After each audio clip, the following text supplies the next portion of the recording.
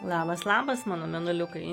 Tai kaip reikalai su svoriu? Aš tai sakyčiau, kad nereikia labai kreipti tai dėmesio, dėl to, kad svarbiausia yra mylėti save, žiūrėti, kaip tu jautiesi, ar tu gerai jautiesi, ar tu esi sveikas, visa kita tik detalės. Tai noriu su jumis šiandien pasidalinti savo energijos pripildymu, pakrovimu, na ir pagalba, kaip lengviau numesti svorį. Tai yra šie 3 kristalai keliauja į mūsų stiklinę.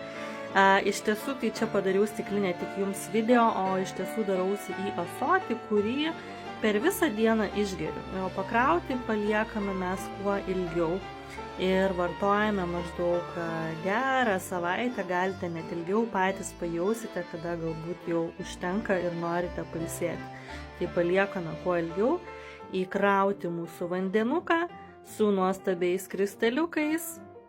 Prisipildome energijos, taip pat galite įdėjus kristalus dar pridėti 2 delnus prie stiklinės arba ąsočio ir susikurti savo intenciją, paprašyti tai, kas jums yra aktualu, ar ne, pakrauti dar papildomai su savo energija.